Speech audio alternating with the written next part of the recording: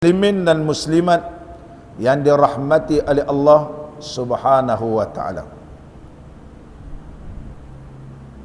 Itu sebuah sedikit cerita bab jin, nanti kita cerita tiba masa dia. Berapa kategori jin, berapa kategori syaitan. Iblis yang kita telah ketahui yang disebut di dalam kitab Al-Kawkabul A'waju fi ahkamil malaikati wal jinni wasyayatin. Kitab ni cerita malaikat, cerita tentang jin, cerita tentang syaitan, cerita tentang Ya'jud wa Ma'jud. Kitab yang bernama Al-Kawkabul Ahwaj, Kawkabul Ahwaj,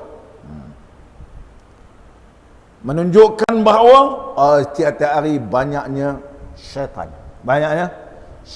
Jadi syaitan ini dia mengganggu. Apa kerjanya?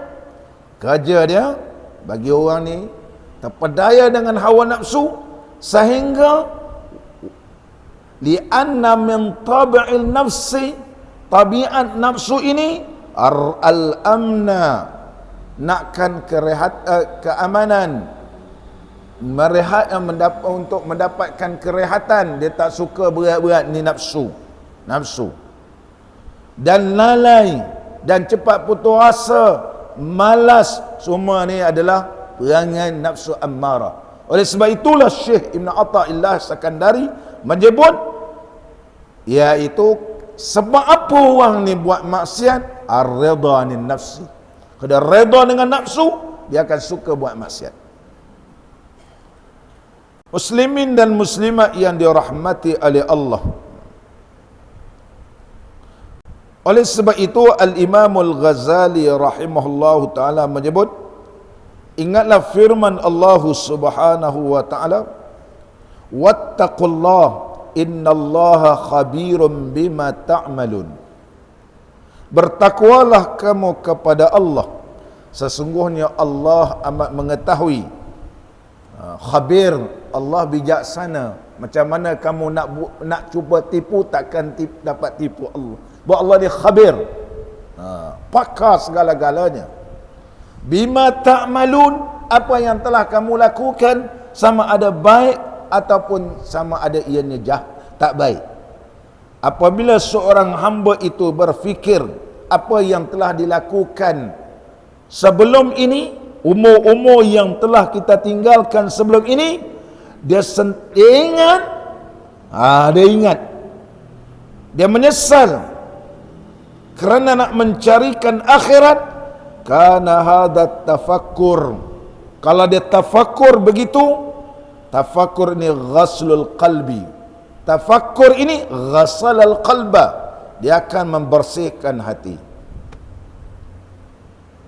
Kalau kita sekarang ni flashback balik amalan yang telah kita lakukan sebelum ini, dan kita tengok banyak kekurangan, banyak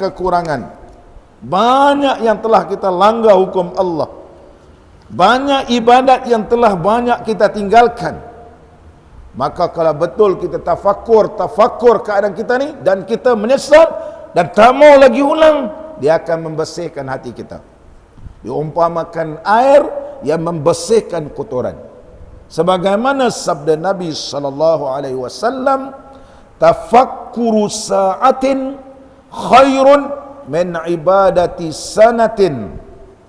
Tafakkur sesaat itu terlebih baik daripada beribadat setahun.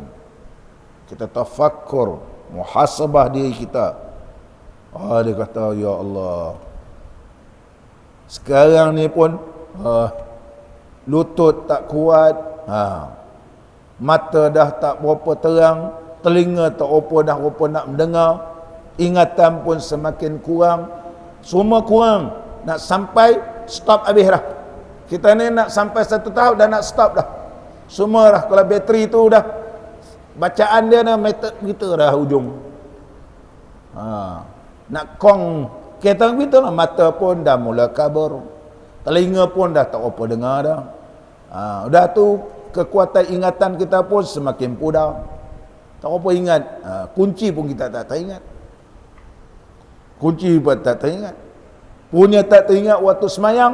Tadi aku tinggal kunci, ada ke dalam poket? Sempat pula pegang. Oh ada, dia kata takut tertinggal. Itu tanda ingatan kita tak kuat. Sedangkan tadi dah kunci dah. Nak semayang, tengah semayang, pegang. Ada kunci, tak ada kunci. Itu tanda kita dah kurang. Ingatan kita sudah semakin kurang. Semakin kurang. Bila kita kurang, nak tunggu padam terus. Padam habis. Oleh sebab itu kita tafakkur. Apa yang ada sekarang ni, inilah yang kita nak manfaatkan. Jangan ikut hawa nafsu. Kalau kau ikut hawa nafsu, Syekh kata habis kamu. Oleh sebab itu, fayambaghi lil aqil, wajib ke atas orang yang berakal bertaubat daripada dosa-dosa yang telah terdahulu. Bertafakkur sesuatu yang boleh menghampirkan dia dan juga menyelamatkan daripada api neraka di akhirat besok. Dan hendaklah pendekkan angan-angan. Dah tua-tua ni janganlah berangan macam-macam. Nak pergi sana pergi sini, tumpukan untuk akhirat dan segerakan bertaubat dan banyakkan berzikir kepada Allah. Bila kita berzikir ni, ulama menyatakan apabila seorang hamba Allah itu berzikir, dia tidak akan sunyi daripada 4 perkara. Yang pertama, at-ta'ah. Kalau dia berzikir adalah sayugia ke atas hamba Allah yang berzikir itu, iaitu minta Allah taufikkan dan Allah terima amalan. Kenapa kita zikir lepas semayang tadi panjang-panjang? Sebab apa? Astaghfirullah, astaghfirullah. Kemudian la ilaha illallah. Baca 10 kali. Tak cukup lagi kita baca ayat kursi. Tak cukup lagi kita baca amanar rasul bima. Tak cukup lagi kita baca qulillahumma malikal mulki tu'til mulka man tasya. Tak cukup lagi kita baca qul huwallah 3 kali, qul a'udzu birabbil falaq 3 kali, qul a'udzu birabbin nas 3 kali. Kita baca Fatihah, nampak ni. Kita rasa tak cukup lagi. Kita pun baca subhanallah 33, alhamdulillah 33, Allahu akbar 30. Tak cukup lagi kita rasa. Kita pun la ilaha illallah 100 kali. Tak cukup lagi. Kita pun baca selawat lagi. Kemudian baca zikir-zikir lagi. Kenapa ni? Kenapa tu? Sebab kita nak Allah terima amalan. Kita zikir banyak tadi, itu petanda bahawa kita nak supaya Allah terima amalan kita. Amalan yang mana? Amalan semayang fardu subuh tadi. Supaya Allah terima, hamba Allah ni betul-betul mengharapkan dengan amalan taat ini mendapatkan taufik daripada Allah, mendapatkan qabul daripada Allah Ta'ala. Itu sebab dia duduk lama. Sebab itu dia duduk lama berzikir. Ni dia rahsia dia. Tapi kalau orang ni beri salam belah terus, dia tidak ada harapan Allah nak terima amalan dia, dan dia tidak ada satu harapan untuk supaya Allah sentiasa memberi taufik kepada dia. Tapi berbeza orang yang ada ilmu. Kenapa dia berzikir? Kenapa? An yazkurallah, minta berzikir pada Allah ni bertaufik, iaitu dengan mengharapkan taufik daripada Allah. Bila Allah beri taufik, bila Allah beri taufik, dia ni taat, dia tak akan berganjak. Kalau orang ni saya meluluskan permohonan, Allahu akbar, kita rasa seronok, permohonan awak telah diluluskan. Kalau kita jumpa bos, ini ada program ni, lulus ke? Ada tengok permohonan diluluskan, pergi dilulus. Orang lain tak lulus, kita lulus. Mana muwafaqah. Begitulah kita ni, apa yang kita buat ni muwafaqah. Allah muwafaqahkan, Allah bersetuju, Allah taufikkan, dia akan jadi selesa, seronok. Kalau tak ada muwafaqah ni, jadi rasa hati ni tak apa selesai. Tu dapat muwafaqah. Bagaimana nak tahu dapat muwafaqah? Allah beri taufik. Allahu Akbar, rasa seronok, rasa puas. Tak boleh digambarkan rasa seronoknya begitu. Tapi rasa beri salam, tak ada apa biasa. Kau semayang tadi ada? Entah, biasa macam dulu-dulu. Nampak tu? Macam orang pergi Mekah kan? Kau ada rasa pergi Mekah ni? Duduk sini? Entah. Macam biasa je. Balik. Bila azan, turun semayang, naik balik. Begitulah. Bila balik pula daripada masjid, pergi tengok-tengok. Tepi-tepi kedai tu tengok. Dah tu rutin je besok. Besok datang lagi. Kemudian balik. Tahu-tahu dah nak balik Malaysia. Tak ada rasa apa. Tak ada rasa teruja, rasa kebesaran Allah, rasa satu benda yang telah diberikan penghormatan oleh Allah berada dalam satu kawasan larangan yang telah diizinkan masuk. Macam orang ni, bila tidak dapat pergi masuk istana, tak habis-habis. Selfie sana, masuk dalam WhatsApp group, masuk dalam Facebook, gembira. Kalau dapat takap pula gambar pula dengan raja, lagi seronok. Tak dapat pun pengawal istana pun cukup. Pengawal istana pun rasa gembira dah. Apakah kamu tidak bergembira berada di dalam kawasan larangan Allah yang diizinkan oleh Allah kamu masuk? Allahu Akbar, tidak terhingga rasa sukanya. Rasa telah diberikan kelulusan dan juga diberikan kebenaran. Ini satu nikmat. Begitu juga diberikan keizinan dan diberikan kebenaran oleh Allah. Berbeza dengan makhluk begitu ramai, Allah tak izinkan, tak bangun tidur dia. Mari hari Minggu ni tak bangun tidur. Dia hamba Allah ni bangun bermunajat. Ini muwafaqah, masa suka dan sunuk apabila Allah izinkan gitu. Ini disebut oleh para alim ulama. Bila berzikir ini, bila dia berzikir, dia sentiasa nak kembali kepada Allah, nak bertaubat, mengenangkan apa yang telah dilakukan sebelum ni. Rasa cukup takut, takut. Takut dengan salah walaupun sikit, takut bila Allah murka. Allahu Akbar. Kalau kita dalam dunia ni salah sikit, suruh tunjuk sebab. Suruh tunjuk sebab. Agak-agak kita ni berapa banyak nak tunjuk sebab ke Allah. Tunjuk sebab kenapa kamu langgar. Maka hendaklah kamu bertaubat kepada Allah sebelum kamu disabitkan besok di akhirat. Bila kita berzikir, dengan zikir itu mengingatkan kepada kita supaya dengan zikir itulah taubat kita kepada Allah. Dengan zikir itulah menghalangkan kita buat benda tak baik. Dengan zikir itulah kita menahankan diri. Tak mau maksiat dah, tak mau dah buat, tak mau buat benda-benda yang engkau larang dah. Ya Allah, tolonglah ya Allah. Allahu Akbar. Sampai kedudukan ni memang bagus, mana terbaik lah. Yang ketiga, zikir dia. Zikir ni hendaklah dengan zikir itu menandakan kesyukuran kamu kepada Allah. Kalau kita berterima kasih kepada seseorang, tak habis-habis kita terima kasih. Turun daripada rumah dia, terima kasih. Nanti nak masuk kereta lagi, dia jumpa, terima kasih. Nak jalan dah tekan gear dah. Dah tekan dah, buka cermin, terima kasih lagi. Berapa banyak terima kasih. Balik kan, hantar mesej, hantar WhatsApp, terima kasih.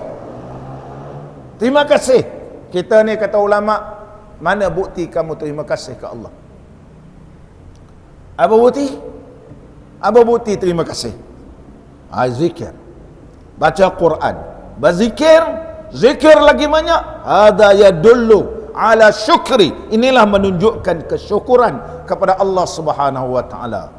Jadi kalau orang yang sampai tahap ini, dia nak tunjukkan kesyukuran, dia tak akan lekang berzikir. Rataban bi zikrik. Allahumma inna nas'aluka lisanan rataban. Ya Allah, ya Tuhan kami mengharapkan kepadamu ya Allah supaya anugerahkan kepada kami lidah yang sentiasa basah berzikir menyebut namamu. Dan yang keempat, dia bila dia zikir ni menunjukkan kesabaran menghadapi segala kepayahan. Bila dia payah, dia lagi kuat. Lagi dia susah, lagi kuat berzikir. Lagi dia sakit, lagi kuat. Kita lagi sakit, lagi bengang. Malah dah. Kalau sesama, sorry ya. Sesama je, sesama dah tinggal dah.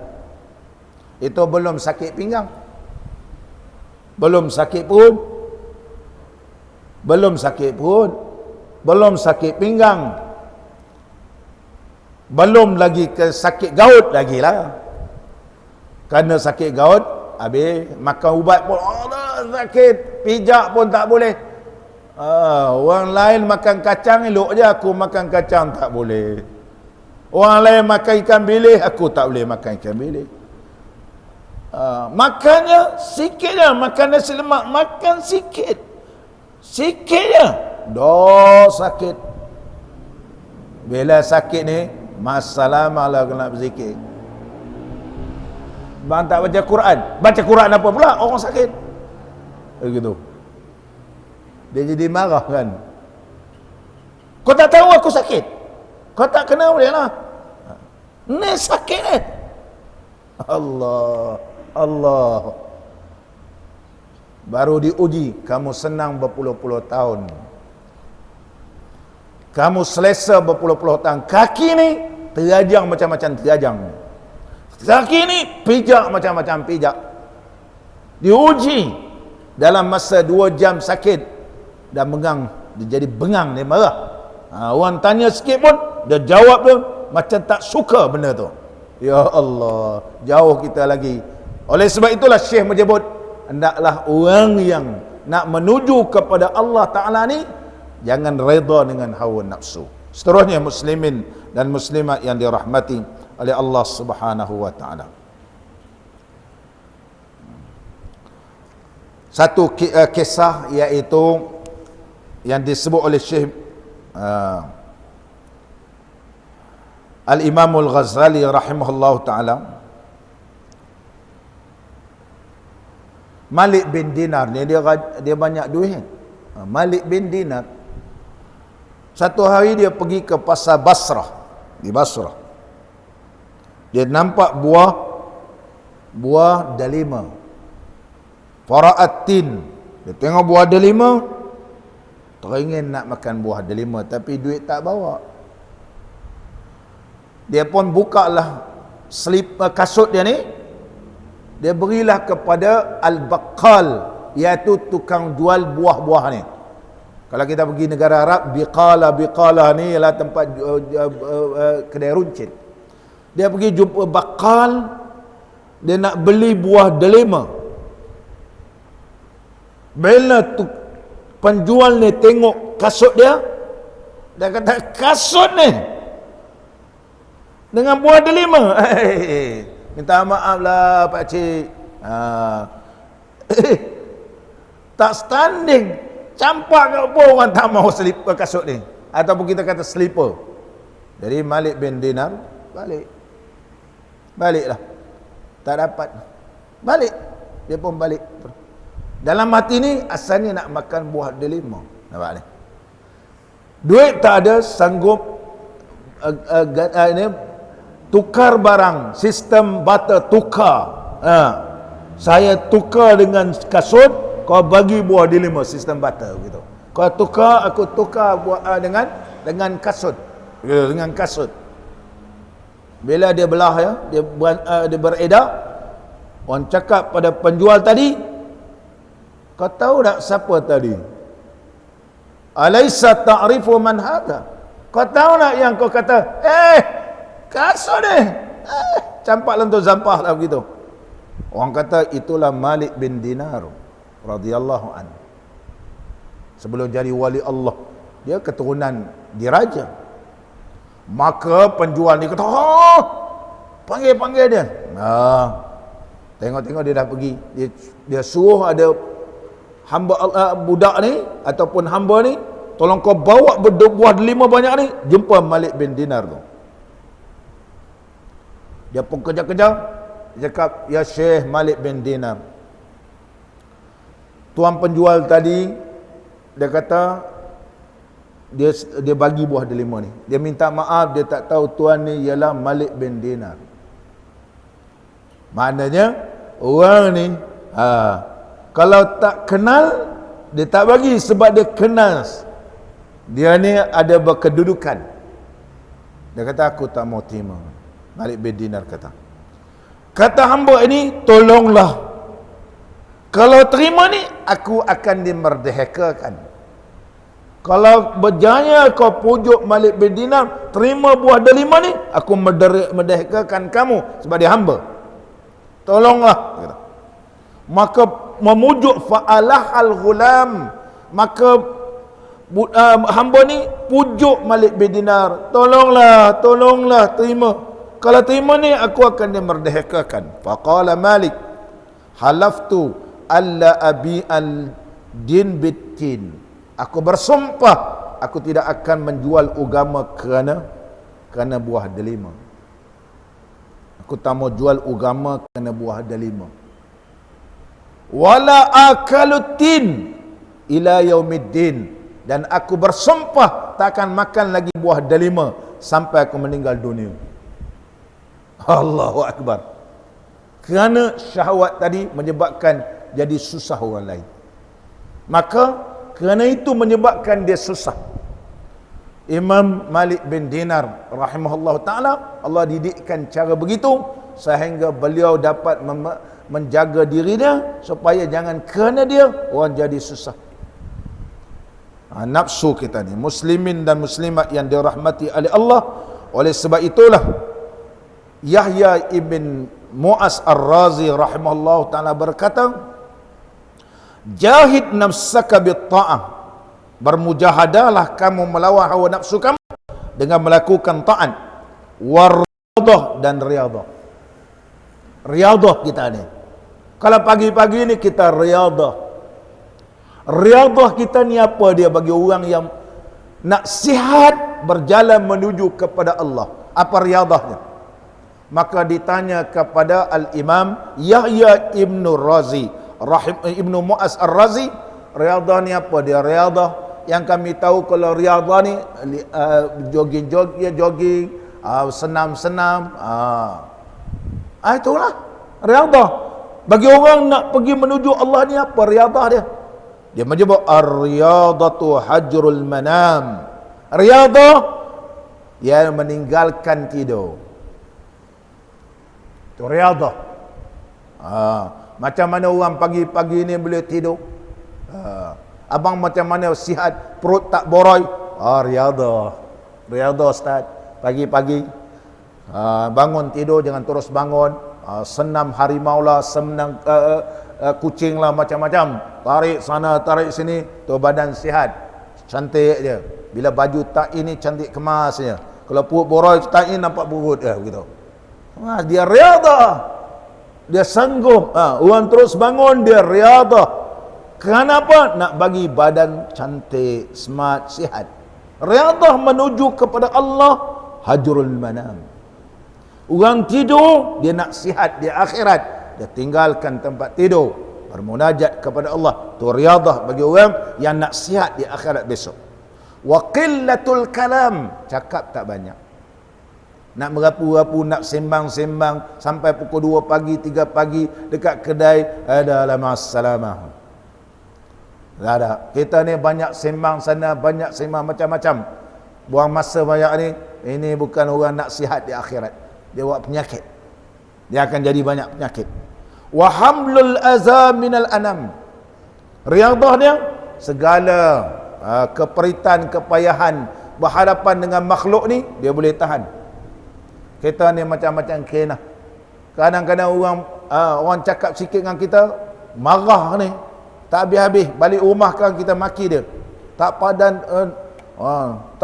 dah tua bangka. Kita kata. Aku kalau tak kira dia, tak tengok dia dah tua, aku dah kebelasah dah dia. Tak padan dah tua bangka. Perangai rupa setan. Sampai balik pun cerita dengan anak, cerita dengan isteri, cerita dengan orang lain.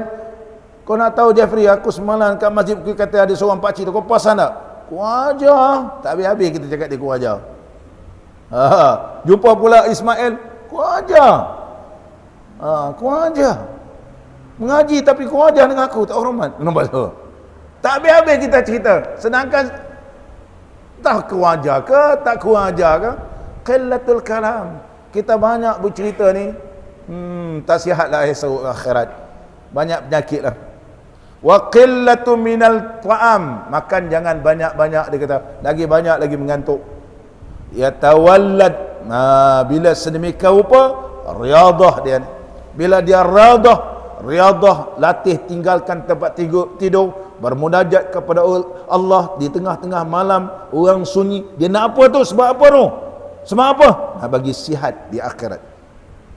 Sebab apa pagi-pagi ni kita jogging? Nak sihat, supaya sihat. Makan ini, makan ni supaya sihat. Apa makanan? Makanan zikrullah, makanan kalam Allah, zikir, baca Quran. Allah. Ini dia dinamakan musakkin, yang memberikan ketenangan, yang memberikan kesihatan. Besok di akhirat dia akan senang. Besok sihat, di akhirat mendapatkan keridhaan Allah. Ini riadah yang disebut oleh Syekh yang terkenal Yahya Ibn Mu'az Ar-Razi rahimahullah ta'ala. Muslimin dan muslimat yang dirahmati oleh Allah. Sayyidina Ali radhiyallahu an berkata, ma ana wa nafsi, bandingan aku dengan hawa nafsu aku ni, illa kara'i ghanam, umpama pengembala kambing. Siapa bela kambing, tahu kainah kambing ni. Oh, kambing ni kainah dia banyak. Kalau hujan-hujan macam ni, mula dia sakit perut. Tengah malam, Allah letih kita. Tengah malam dia sakit perut, kembung perut dia. Tengah-tengah malam mula kena cari sabun. Kena cari sabun. Kalau sabun pula basah, lagi nanya kita. Cari sabun, bakar pula sabun, asapkan dia. Bila asap tu boleh tidur dia. Kalau tidak malam kita tak tidur. Susah pula kambing ni. Pagi-pagi macam ni dia tak boleh makan. Selagi mana ada ayam bon dia tak akan makan. Tengah hari kan dah kering barulah pergi. Barulah dia pergi. Makan pula, termakan ada macam ulat bulu tu. Masuk dalam perut dia. Allah, dia mula sakit perut. Kita kata kenapa lah kambing ni sakit perut? Rupanya bila makan daun ni ada ulat bulu. Habis perut dia ni. Macam mana tu? Ubat dia macam mana pula? Kena pula cari tembakau. Cari tembakau. Ambil air tembakau tu. Dulu mana ada strange macam orang sekarang ni. Buka mulut tu, minum muka dia. Minum. Kalau sekarang senang, buka mulut, kan minum. Gitu. Dulu mana ada? Allah bagi dia. Nanti dia buang air besar baru sihat dia. Susah bela kambing. Tidak ada seorang Nabi yang diutuskan oleh Allah melainkan dia bela kambing. Melainkan dia bela kambing. Sebab bela kambing ni dia banyak kainah. Oleh sebab itulah Sayyidina Ali kata, aku berhadapan dengan hawa nafsuku, ma ana wa nafsi kara'i ghanam. Seperti orang menggembala kambing. Dia tak sebut menggembala unta, tak sebut menggembala lembu dan sebagainya, tapi kambing. Dia kata, kullama dammaha min janibin, kambing ni kita peluk satu sudut, dia lari ke sana. Oleh sebab itu bela kambing ni kita kena betul-betul sabar. Sebetul sabar. Macam-macam kena. Bila kita boleh sabar macam bela kambing, sabar sehingga kambing ni boleh membesar, boleh ni. Begitulah hawa nafsu ni kena sabar. Macam mana nak menghadapi kena dia, kena sabar. Macam mana kambing. Ini Sayyidina Ali kata, man amata nafsahu, siapa matikan hawa nafsu tak baik dia, yulaffu min kafnir rahmah, besok dia dibalutkan dengan kapan rahmat dan ditanamkan di bumi yang mendapat rahmat.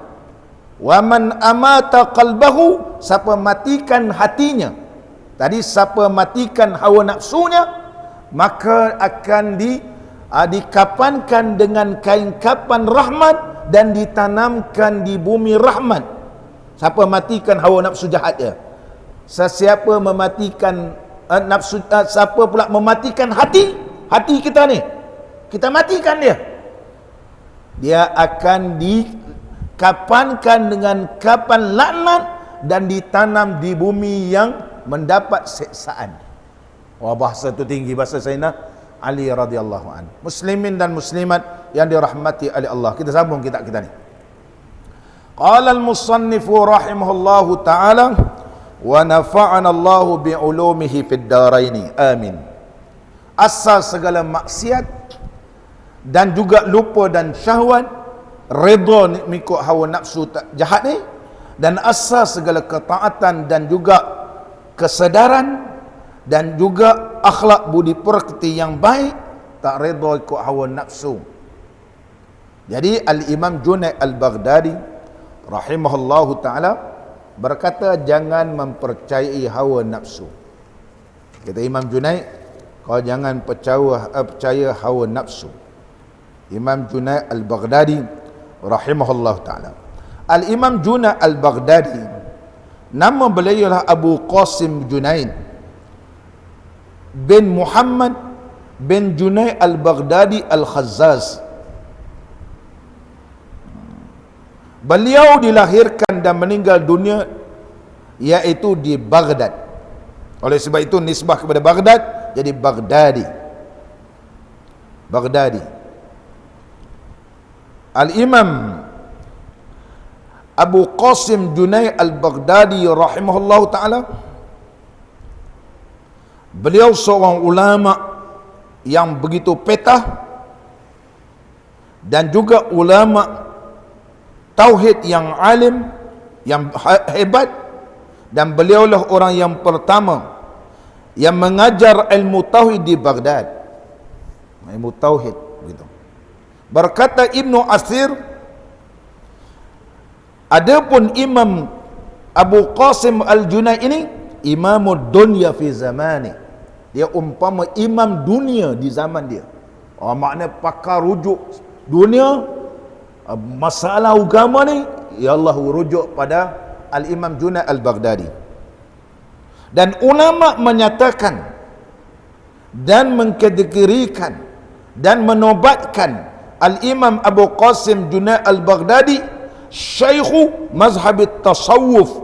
Dia merupakan syekh kepada mazhab tasawuf kerana mazhabnya berasaskan Quran sunnah Nabi sallallahu alaihi wasallam, kerana beliau menjaga akidah yang sahihah.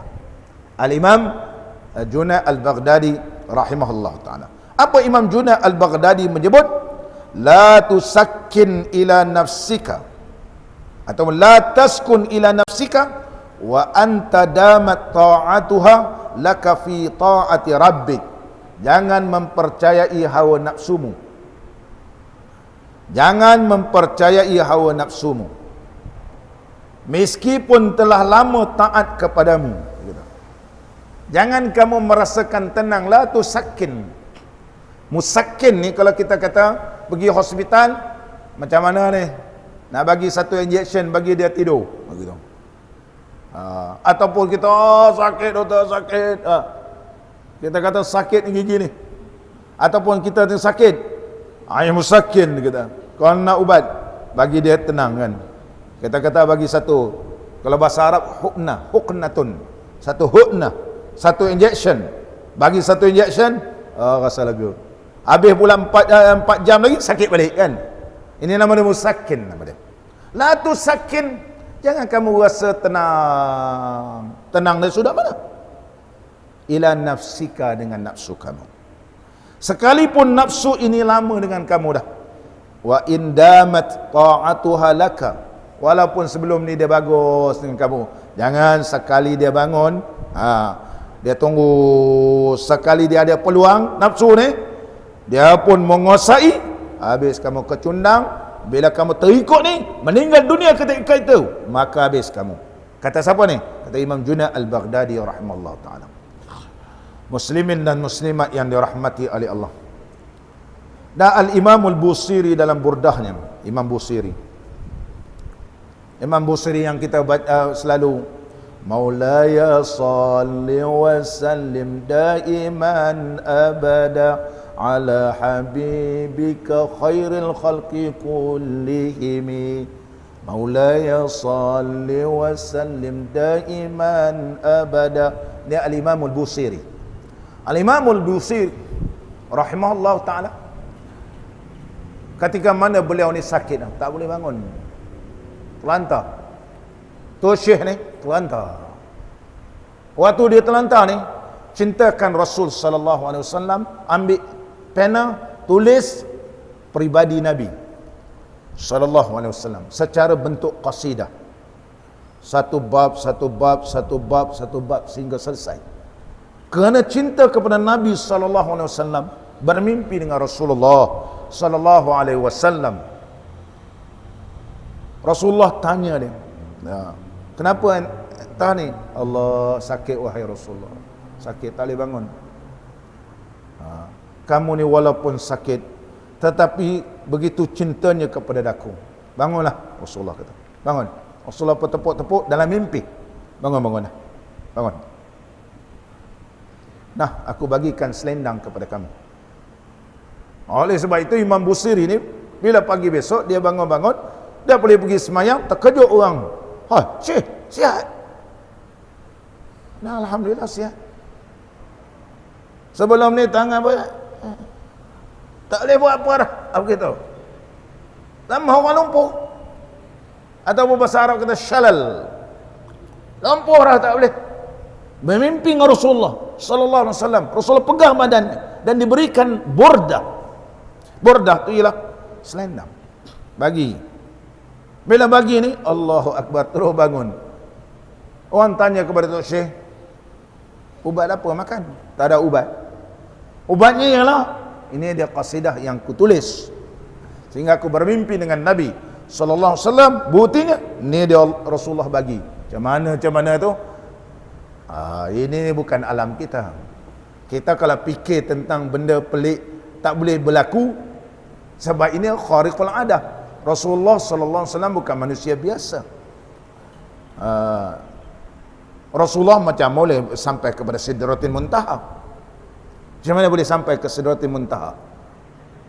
Kalau akal kata macam mana boleh pakai? Macam mana? Kalau kita kata karun, nah, ni benar betul. Kencing Nabi bau wangi, kita kencing kita makan petai lagi busuk. Darah Nabi bukan seperti darah kita. Nampak ni? Jangan fikirlah. Ini Allah berikan. Maka Imam Busiri pun karanglah bordah.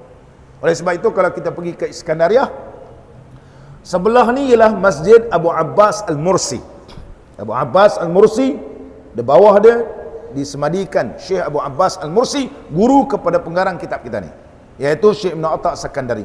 Sebelah Masjid Abu Abbas Al-Mursi iaitu Masjid Al-Imam Al-Busiri. Oleh sebab itu tepi-tepi itu banyak dijual bordah. Bordah dia tu, Maulaya salli wa sallim ni, di antara dalam bordah. Syekh kita ambil Al-Imam Al-Busiri dalam burdahnya berkata,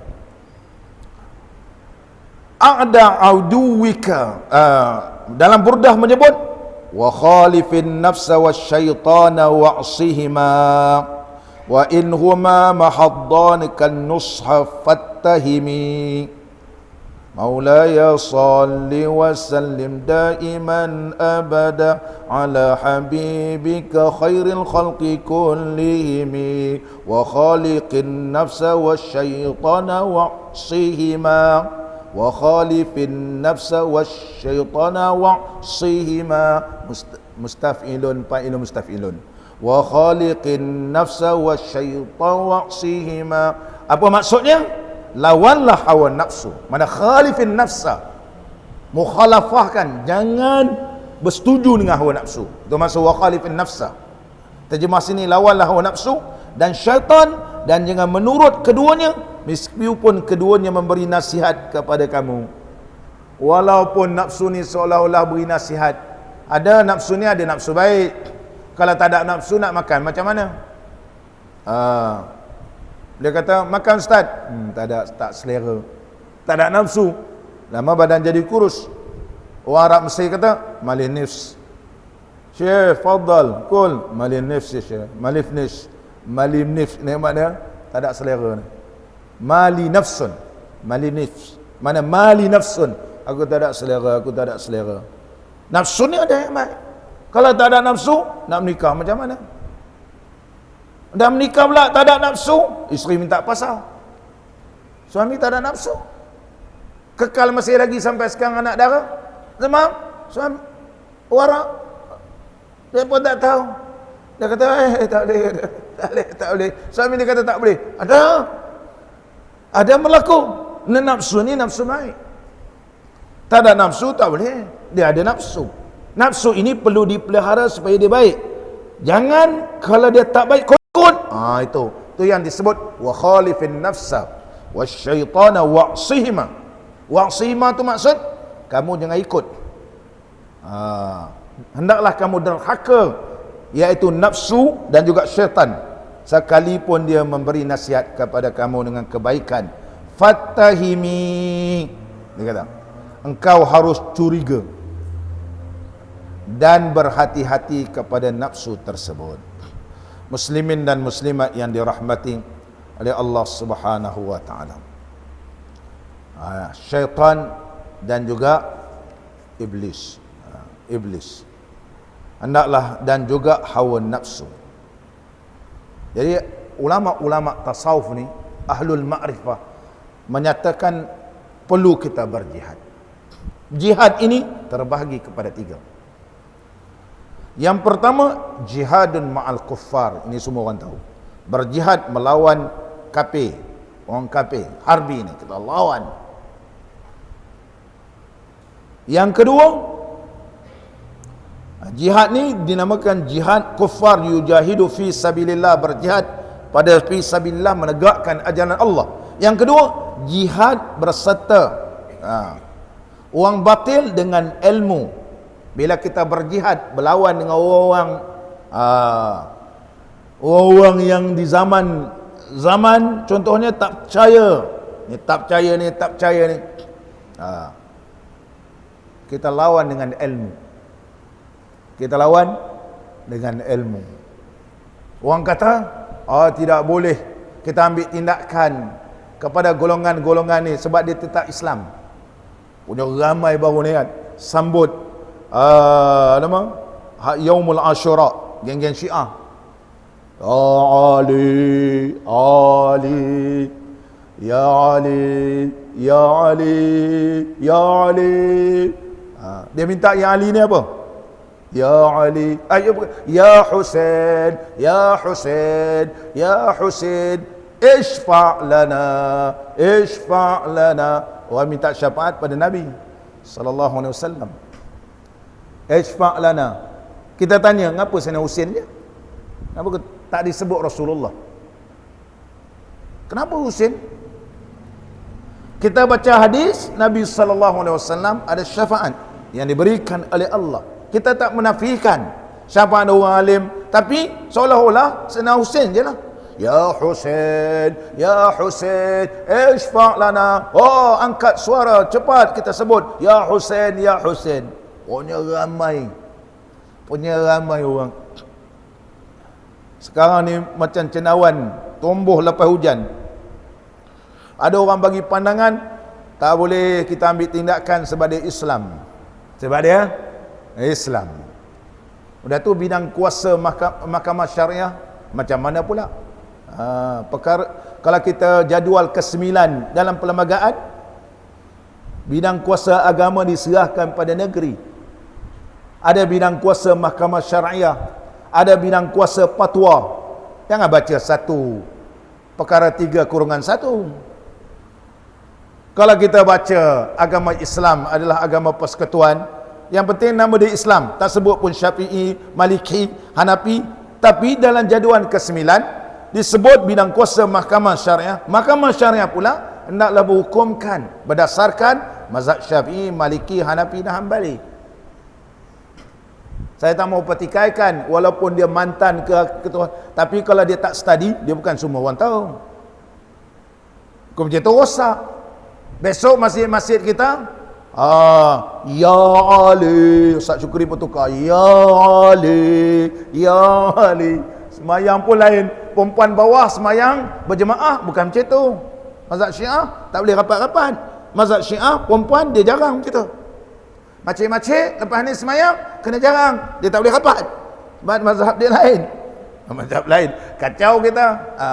Kita semayang maghrib cara lain, lepas kita beri salam pula masuk pula Syiah, lepas masuk Syiah lah ajaran lain pula Ibatiyah, lepas Ibatiyah pula masuklah Wahabi, lepas Wahabi masuk Qadariyah, Allah macam-macam pula. Hancur kita, hancur, fikirlah gitu. Hak mereka nak bermazhab itu hak masing-masing, tetapi sebuah negara ada kuasa untuk mengawal keadaan supaya jangan ianya membawa kepada perpecahan.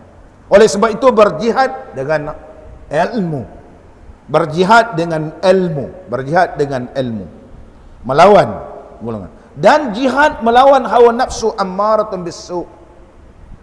Walladzina jahadu fina lanahdiyannahum subulana. Allah berfirman dalam surah Al-Ankabut, dan mereka yang berjihad pada diri kami melawan hawa nafsu ni, pasti kami akan memberi hidayah kepada mereka. Mana lawan hawa nafsu, lawan syaitan, supaya apa? Supaya kita ini mendapat kebahagiaan di akhirat nanti. Mudah-mudahan apa yang kita bincangkan, bahaskan, menerusi ayat-ayat Al-Quran dan hadis-hadis Nabi SAW dan kata-kata ulama-ulama yang soleh memberikan satu sutikan kepada kita ni untuk terus beribadat, untuk mendapat keridhaan Allah, dan kita berjaya dan sihat gembira di akhirat besok apabila Allah anugerahkan kita dapat melihat Allah dalam syurga. Itulah satu nikmat yang paling berharga sekali, dan bersama dengan Nabi sallallahu alaihi wasallam yang biasa kita baca qasidah, yauman arakum yakunu idi, yauman arakum yakunu idi. Satu hari aku dapat melihat engkau wahai Rasulullah, itulah hari raya yang paling bahagia bagi aku. Mudah-mudahan Allah memberkati kita semua. Bismillahirrahmanirrahim. Alhamdulillahirabbil alamin. Wassalatu wassalamu ala sayyidina wa nabiyyina wa habibina Muhammadin wa ala alihi wa sahbihi ajma'in. Allahumma ja'al jam'ana hadha jam'an marhuma wa tafarruqana min ba'dihi tafarruqan ma'suma wa la taj'al fina wa la ma'ana ولا من يتبعنا شقيا ولا محروما ولا مطرودا. ربنا آتنا في الدنيا حسنة وفي الآخرة حسنة وقنا عذاب النار. وصلى الله على سيدنا محمد وعلى آله وصحبه وبارك وسلم والحمد لله رب العالمين. تقبل الله منكم.